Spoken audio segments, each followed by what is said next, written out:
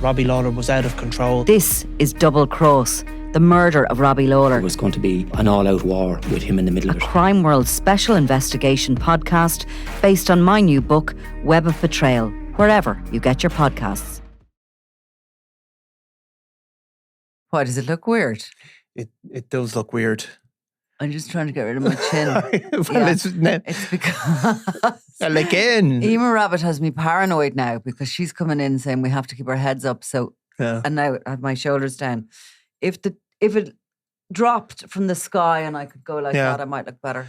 You know, this is again lost on the majority of our listeners who view it as an audio experience. And also, but please tune into YouTube if you want to see. It looks kind of silly, so I'm going to bring it back down. Very good. And I'll just suck it up, will I? It's Emer's fault. I was happy. I didn't ever consider that. I never considered having 10 chins and or whatever of course, it is we have. I don't know. I have. Yes. Anyway, hi. We're on the Gerry Hutch Q&A, therefore we're a little bit giddy. Yeah. I am a little bit giddy. And I also need coffee. Yes. We should have taken the coffee when we were offered. We should have. It was, no, we'll be fine. We don't need one. And then I just got up and crashed. Yes. So, yeah, I mean, Gerry Hutch, it's speaking of Gerry Hutch, so we're recording this on Thursday. Yeah. But it's going out on Saturday morning when he will... Will we know if he's been elected or not? Unlikely to know. Yeah. Because it's like that constituency is going to be tight. So you'll get an exit poll, but it's all going to come down to transfers. And there'll be an exciting kind of count centre, and I'm sure he'll drop in, and I'm sure we'll drop in at some point during the day to see what's happening. Yes, we will. Absolutely. So I'll be the one walking chins around up like this.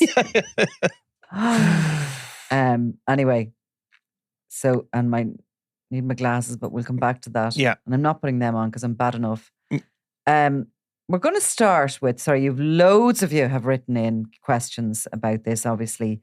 Look, that Monk interview was the most watched podcast. I'm going to say in Ireland ever. Yeah, probably. I mean, absolutely. You know, it really... More than probably. I was told that it was one of the most watched podcasts in the world. Yeah. Given the figures. So, and I mean, you know, the YouTube figures are there for all to see. There was 1.2 million views of the interview. I think there was, I don't know, the last time I looked, about 600,000 people watched that first episode. Most of or certainly a large majority of people were watching on their television screens at home, meaning then you have more than one viewer, so you have three. It's very difficult to know the figures, but I mean, there was over 2 million watches and listens. Yeah. Well over 2 million. And that's within a week. Yeah. So these things keep continuing to grow and people will go back and people are only still watching it now. It's amazing. And so there's... Yeah, so we should have watched the chins that day, shouldn't we? Well, speak for yourself. My mother told me, in particular, I looked great on screen. Your mother? She did, yeah. I didn't. That was the only comment I took to heart. No, I mean it's really exactly. Yeah. Like everybody else, we only take on the positive ones. The negatives we just swipe. But so it was really interesting in the sense it shows a few things. First, the power of podcasting in general. The idea, even a small number of years ago, that any podcast, nothing to do with Crime World in particular, could reach those sort of numbers in Ireland would have been just unbelievable, because obviously you had TV channels, RTÉ in particular, were the only people capable of reaching that number of people. So that's one part of it. The other part of it is the never-ending fascination with Gerry Hutch and all of the people, all of the questions that I have, people that I know, people that I barely know, or people I haven't talked to in years. Really what it all comes down to is the one question that they ask, well, what's he really like? Isn't it? That's largely, what it was like, but I think they now know. They have a sense. In a way, they have a sense of what, certainly of that side part of his persona is. Yes. And he has been getting an awful lot of positive reaction himself on the ground and you know, out and about. And Now, look, people who knew him would know yeah. that what his personality is like. But those who didn't, who had never heard him speak, I think they have a sense of it's extraordinary, really, when you open your mouth. Yeah. You know, people can sort of watch people from afar, and they have an idea of what they think their personality is, and then, you know, if you're anyway half okay, you usually come across better than what expected. Better than what was expected. Or maybe that's just some of the professions in this world, and maybe journalism and criminals are kind of similar in that way. People bake in low expectations of your moral character. But of course, there are many other people who felt, well, that can't be it. There is other side. There must be other sides to him, and some people have communicated that as well. And of course, you know, everybody is multifaceted, and we had it, but we made a choice, I think, to try and get him to speak as extensively as possible and directly as possible. Obviously, he had, you know, there's been other interviews, or you know, where there was a different focus. Combative, let's put it that way. And there's no point. I mean, if you need somebody to, or want somebody to reveal themselves over the course of, and we were 2 hours nearly talking. Yeah. You know, being combative from the beginning ain't going to work. It's just not going to work. And I said, actually, in a number of interviews in the aftermath, and I'm sure you agree with me. Yeah. Like, we were here as journalists to bring out that. Yeah. We challenged him on certain things, and as much as we could challenge him on. We're not guards. We don't have the intel, the bugging devices and all the rest of it we'd need to know or to have access to hit him with those questions that were going to result in what finally the mask comes down and the police walk in and arrest Gerry Hutch. That's not what we were about, ever. We're not guards. We don't pretend to be that. And also, that's not our job at all.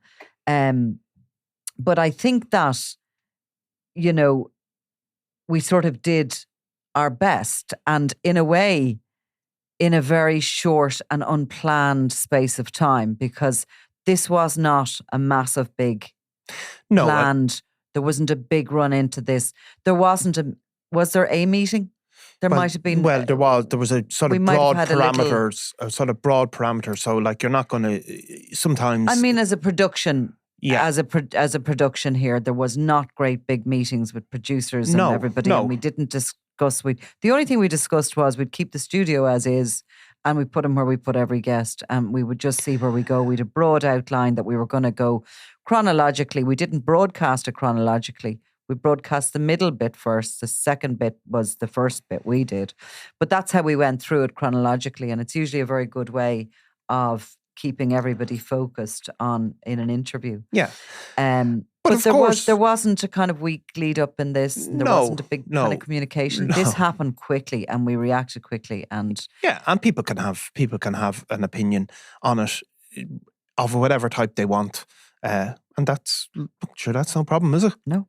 That's no problem. Absolutely none. I actually did an interview on one of the local radio stations, and the presenter, he may not have watched it because I sort of got the impression he hadn't watched it, because he sort of spoke to me as if I had been on it, which obviously I was the true star of the show. So, but what he said to me was, I felt like shouting at Nicola Talent during it.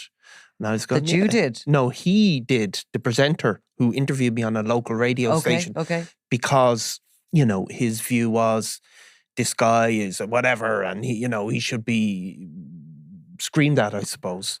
Oh, and he was sort of through the airwaves going to shout at me to shout at him. Yes. Oh. So, but look, so some people have that opinion, and that's totally fine. But I think it's an interesting piece of cultural history, I think, for Irish Gangland. A sort of something different, I think. Different. Look, and of course, it's in the end of the day, it's the caliber of the guest that brought in those views. Yes, of course. People didn't come to look at you and me and how we performed. Yeah, definitely not for yourself anyway. There might have been a few for me. Definitely my mother as well, as I said. up, and probably a good chunk of the female viewers. Look, it wouldn't surprise me. No, but only messing. No, of course. But She laughs too hard. But I suppose people watch the first bit, but then they also watch the second bit and the third bit. Maybe it's slightly less, and that was carried by Gerard Hutch, I suppose. It on was. his, And like, if you even look at those first views on both the audio and the YouTube, you're talking over 1 million.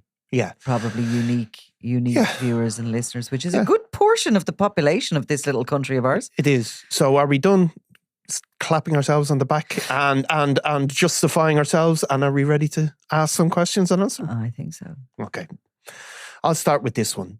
And this is an interesting bit of it, actually. Why do you think Gerry Hutch seems to connect with the public more than the elected councillors and TDs? Well, I think that's obvious, is it not? He's more down to earth. He says it like he says things like he sees it. You know what I mean? You look at Simon Harris and Mary Lou MacDonald and Micheál Martin on the debate the other night, and they're politicians through and through. They're trying to trip one another up. They're trying to throw things at one another, and they're talking about, obviously, policies, because they have to, and what they plan to do, and they're polished, and they're good at it, and they're kind of like getting in sneaky little hits at one another, and you can sort of see them almost going, whoop, got one. But I think Gerry Hutch just hasn't got that. He's not polished. No.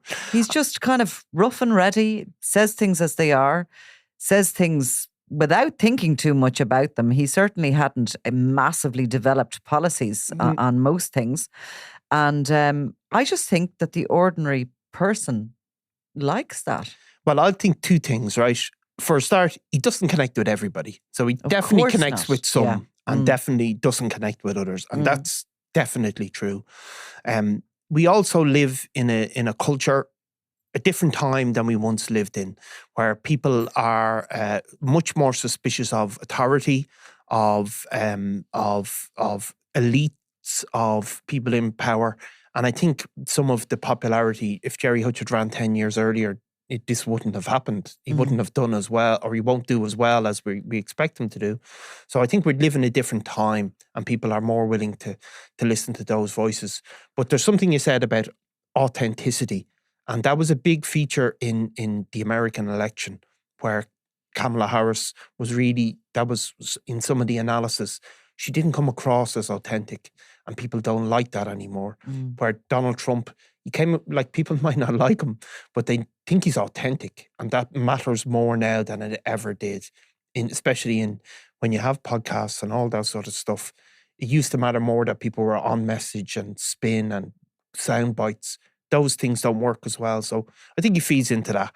But look, there's loads of people who Gerry doesn't connect with. No, he wasn't going to get the first vote of a lot of people. No. But he has this sort of ability to be viewed as this sort of working class hero, doesn't he, of some sort as well? And I think that is attractive to certain people. They like that about him. Despite the fact that he does live most or a lot of the year in Lanzarote, and I'm sure a very nice palatial type of a house, and has properties and all the rest of it, and lives in Clontarf. You'd wonder if another sort of would-be politician came forward without living in the country for as long as he did, having moved out of his own area because he wanted to bring his children up, you know, in sort of better circumstances, I suppose. Would they be as welcomed back within the community that that could have gone either way for him?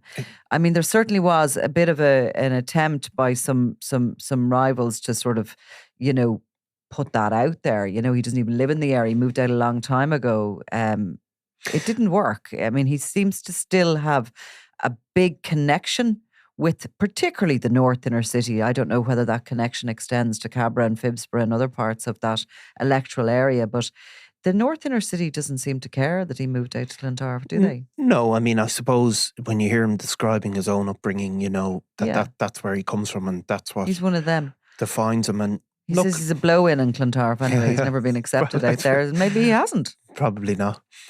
Okay, I'll do another one here.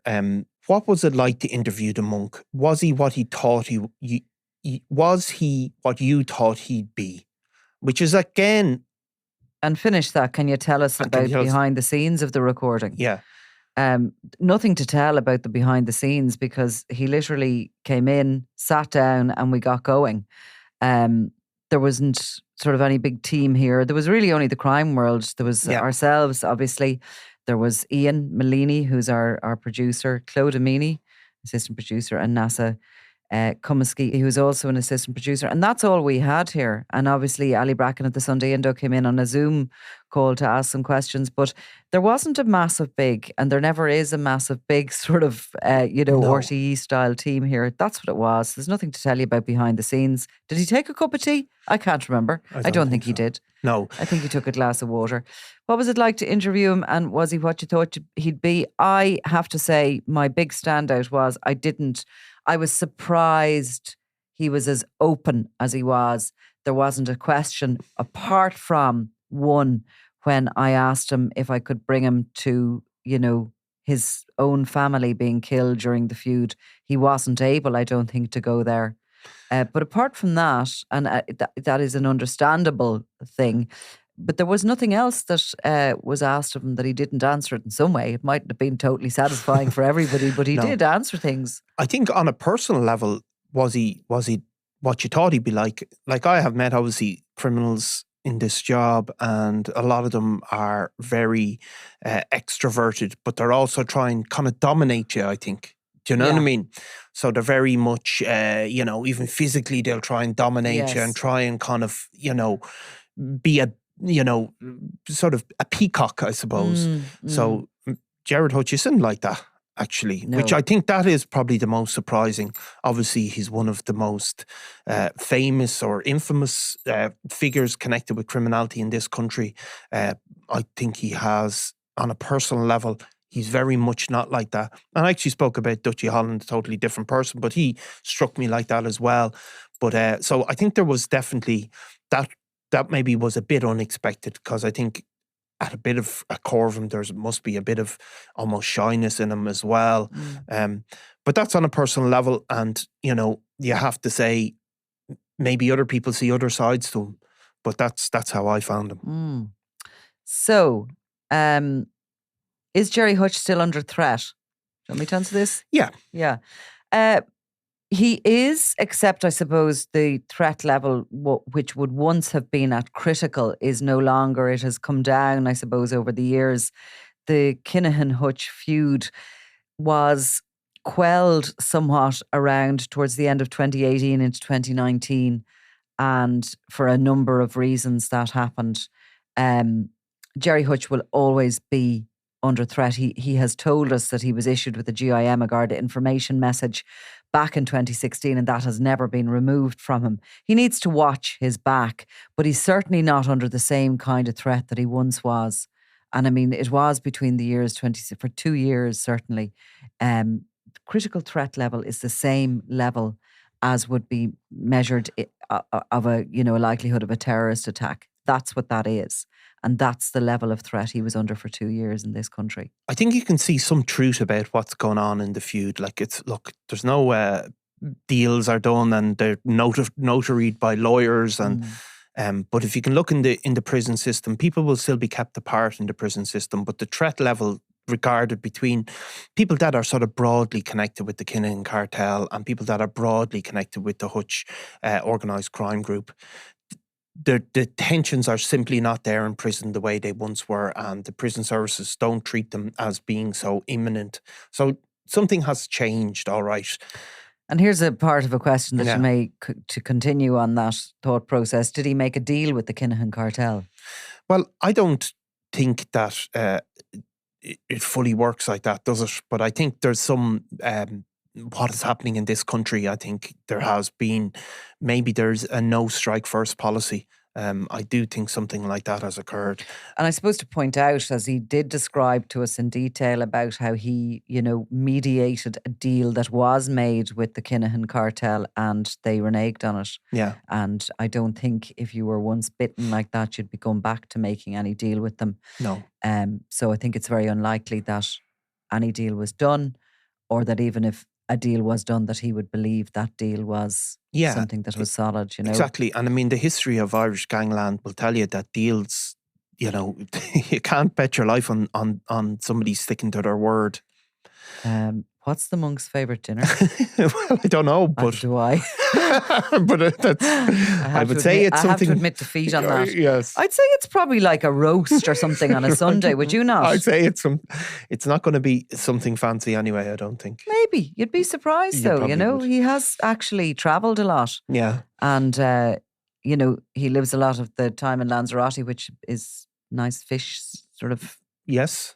dishes and Spanish tapas, no doubt, and things like that. So he's probably got a more sophisticated taste palette than we have, or than we would give him credit for. Here's an interesting one that's Yeah. to a degree critical, or not critical maybe, but why do you think Irish criminals such as the Hutches and Kinahans gain celebrity status in Ireland? Is it a unique Irish thing, or is it more to do with the individual characters involved? Or, of course, is it due to the Sunday world? And this is a kind of a complicated question, I think.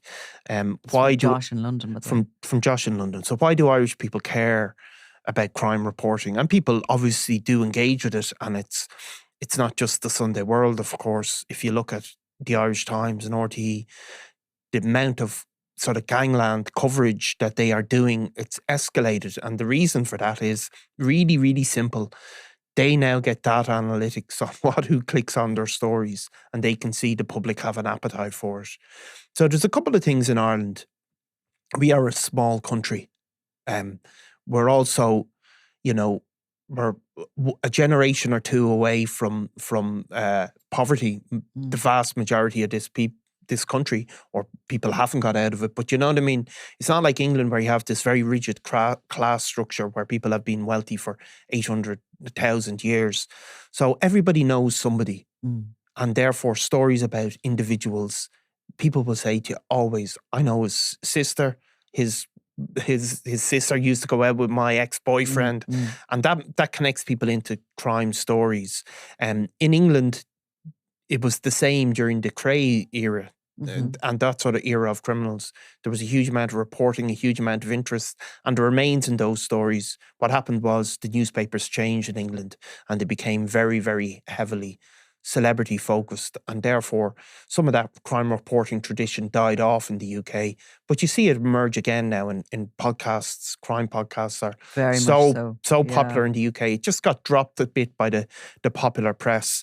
And I just, you know, I was in Amsterdam. We're part of a European group of newspapers, and they told me as well that they thought this new generation of people wouldn't be interested in gangland crime. And they said, in part, we thought it's because the old guys were all, you know, Dutch born and bred, but these were the Morocco mafia, and maybe people wouldn't really care.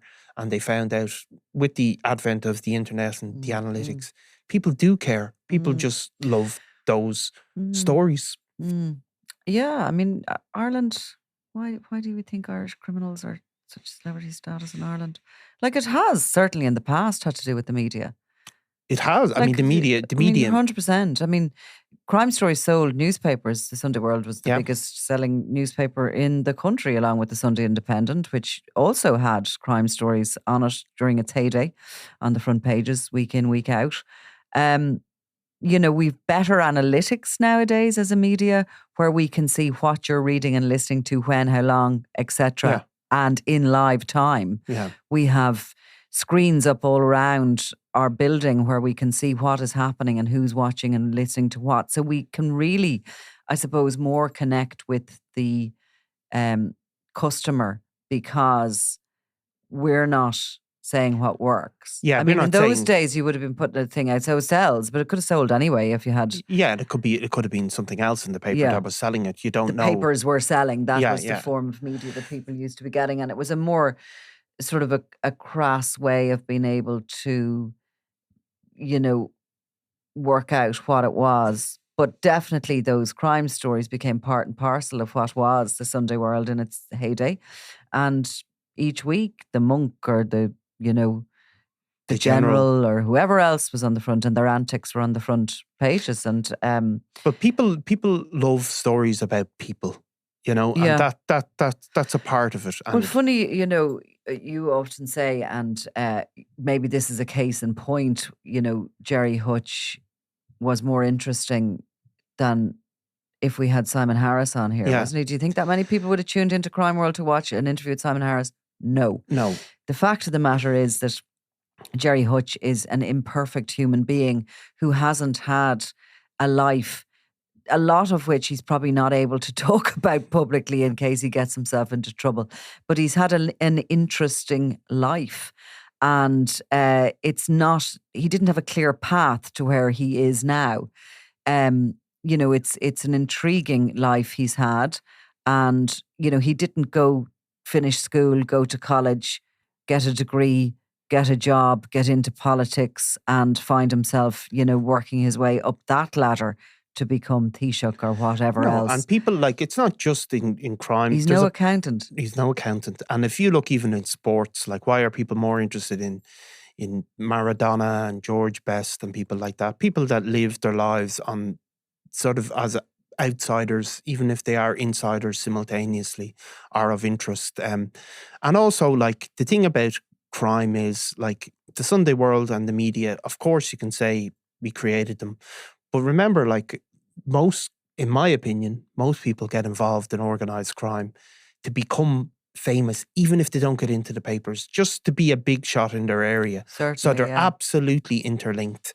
And the media feeds off it. The media is not... Some criminals want to be celebrities and they do want to be in the media. But even if they're not in the media, they want to be a big shot. And so we feed off it. But look, people I'll tell you a story. I think I told you, but I'll tell everyone else here today about this one.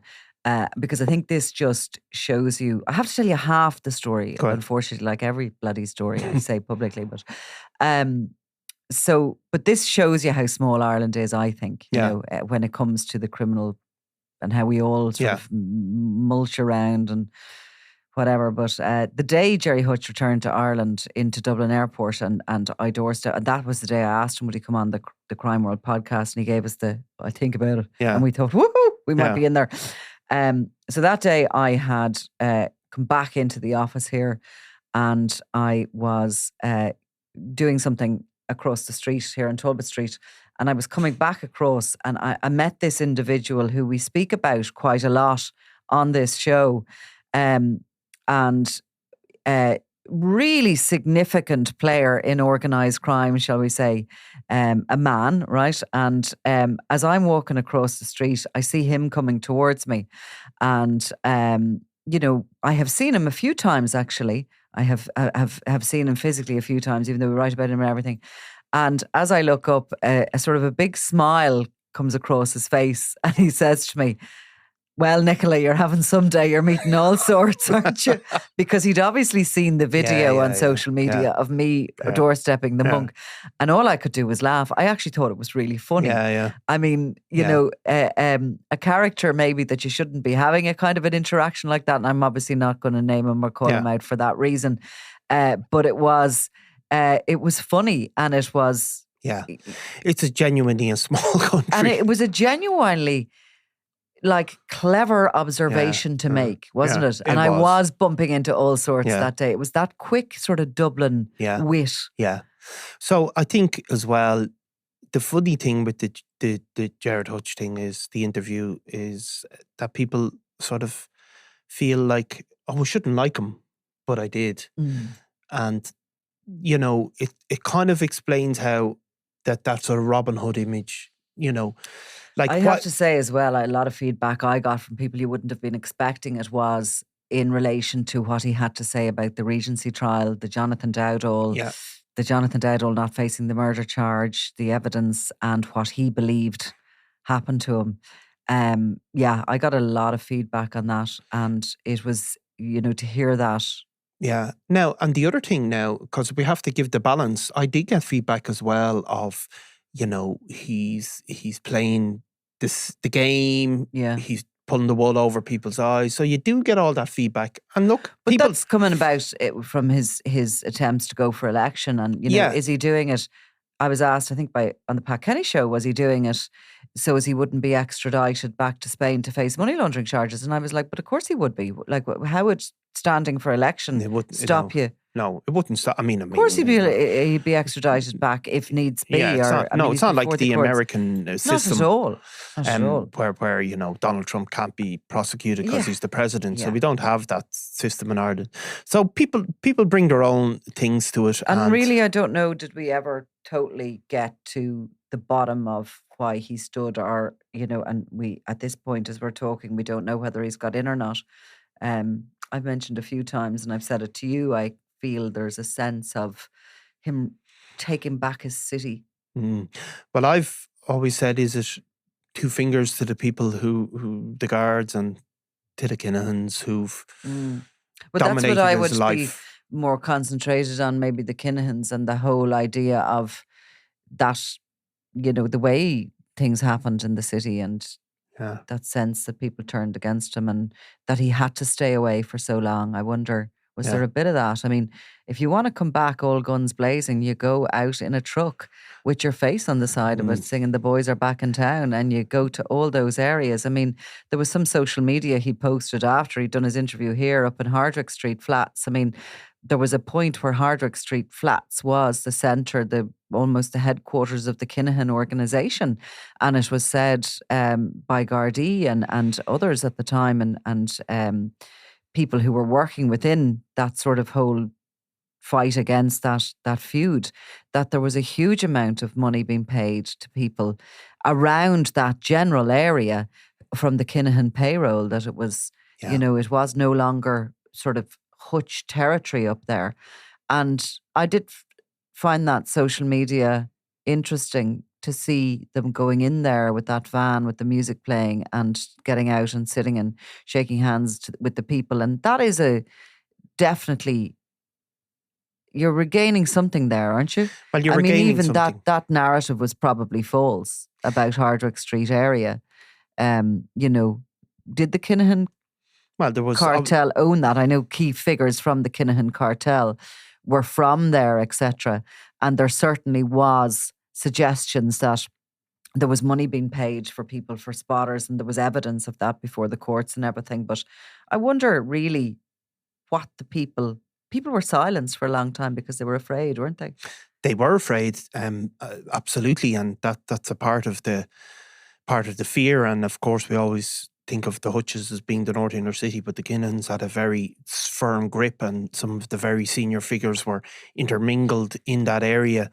I mean, look, it's what anybody's motivations for doing anything are always a mystery. A few years ago, you wouldn't have seen people openly coming out and shaking hands with Gerry Hutch, who was under a critical threat level. Nor would you have seen Gerry Hutch pose for pictures as he poses for with various people. So the world is strange. And which brings us on to something here, if you don't mind me putting in for this one. Where can I find it? This one is somebody asking, why did you decide to ask Gerry on the pod? We've kind of, we didn't, he sort of decided to come on in a way. We did ask, we threw that out because he's such a significant character and he was going for election. I mean, him going for election was an opportunity to legitimately ask him to come on the podcast. Would you ask Daniel Kinahan on if you had the chance? Personally, yes, I would. I think, it'd be a tricky interview.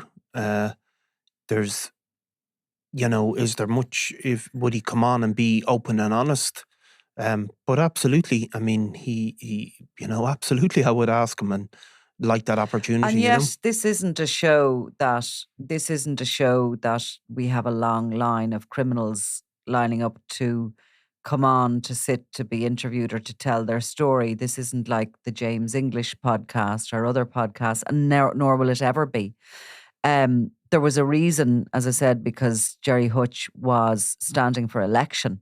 There's a legitimate reason there to want to interview him. But in a wider sense, I think the Kinahan-Hutch feud has been so significant on the social history in Ireland, in Dublin, in organised crime, etc., that I think that is enough of a reason that Daniel Kinahan, yes, of course, it would be interesting to hear him, to hear his side of things and what he had to say.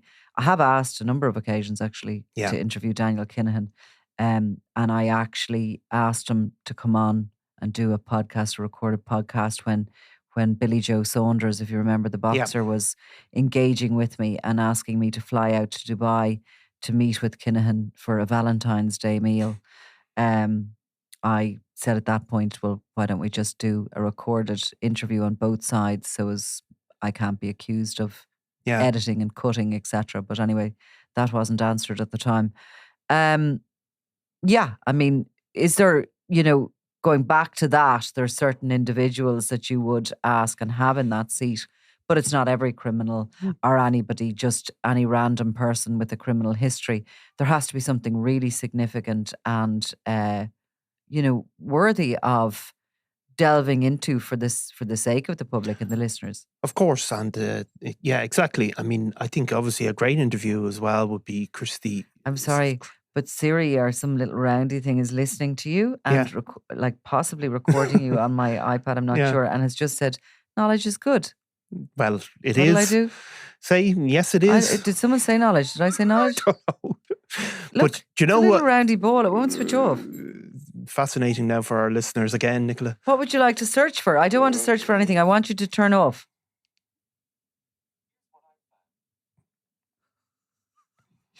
Does that ever happen to you? No. It's gone now.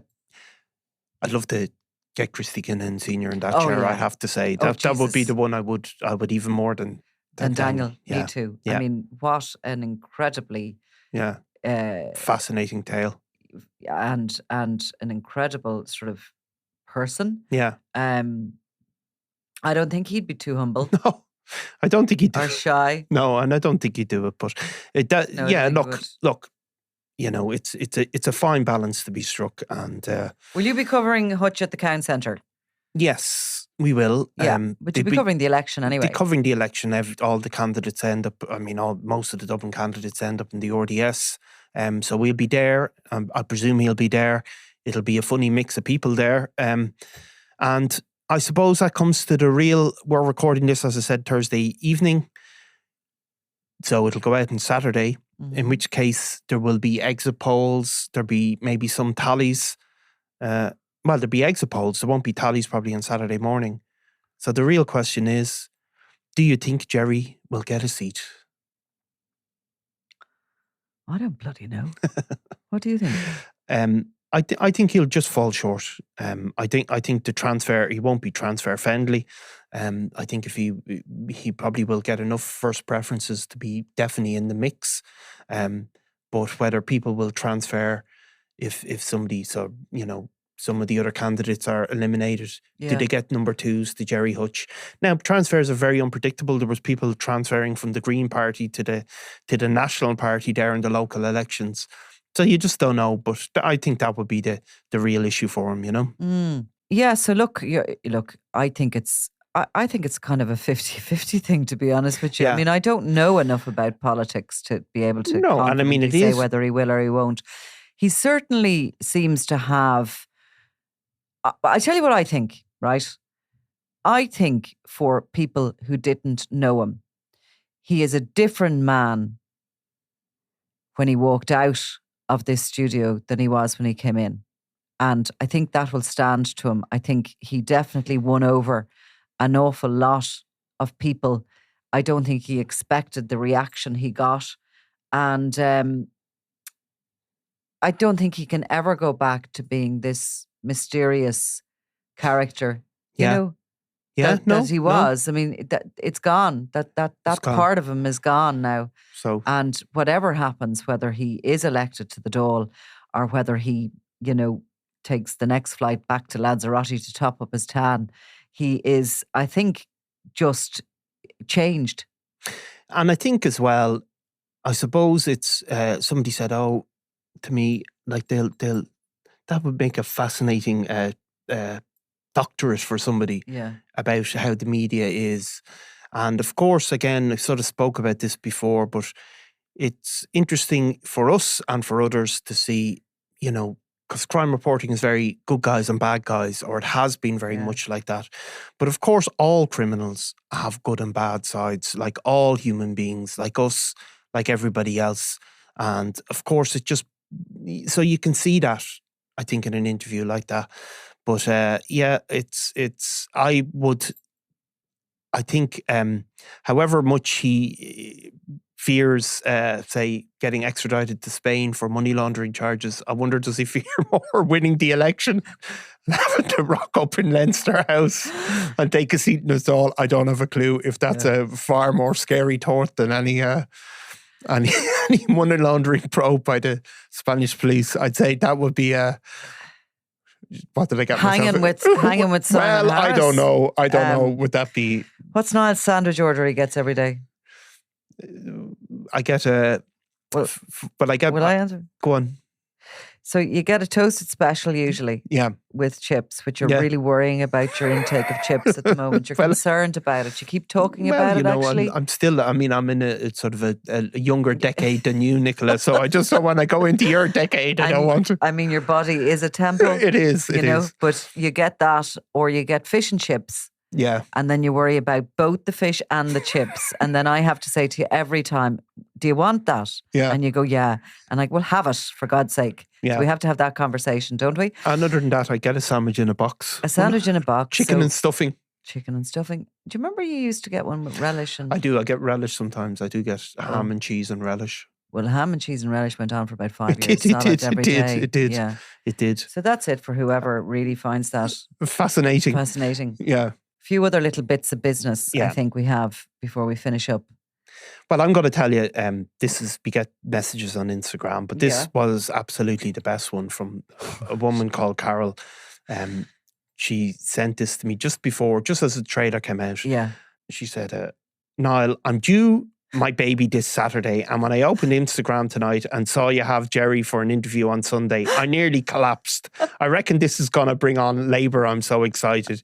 Me and my sister love your podcast so much and love you and Nicola together. You're the best. Who's that from? Carol, I'll just say. Carol, tell us, please, did you have your baby? No, I can tell you because she said, Niall, I'm only just coming around, but I didn't go into labour Friday night and our little girl was born on Saturday night.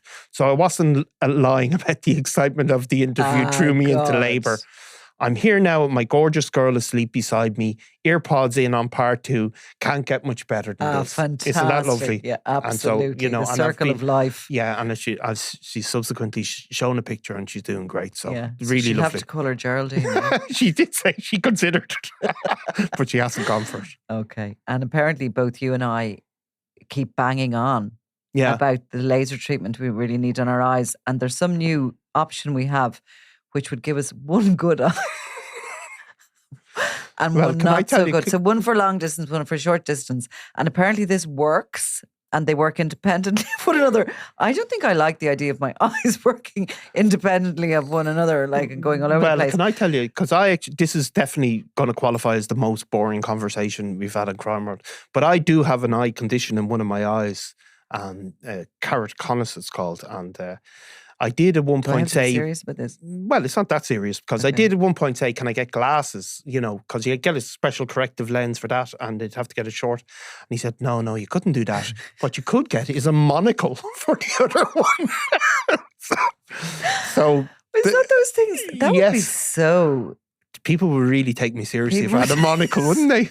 That would really. And what did you reject that? Did people make? Where do you buy one of them? He said you could get a monocle and you could pop that in for my funny eye condition. Be fantastic. Wouldn't it? So imagine weird. you doorstepping a criminal and you put in your monocle.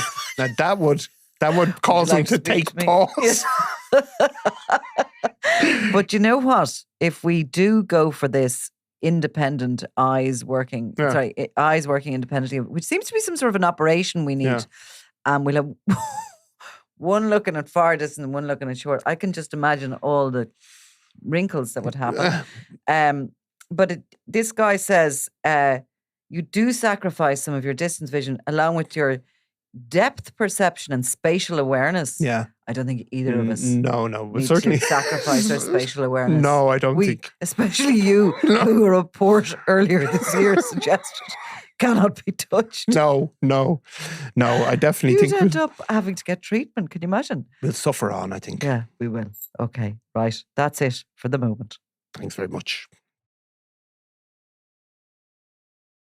I'm Nicola Tallant, and you're watching Crime World, a podcast about criminals, drugs, and the underworld in Ireland and across the globe. Make sure you subscribe to our channel and turn on notifications so you can be the first to watch all our latest episodes. You can also listen wherever you get your podcasts.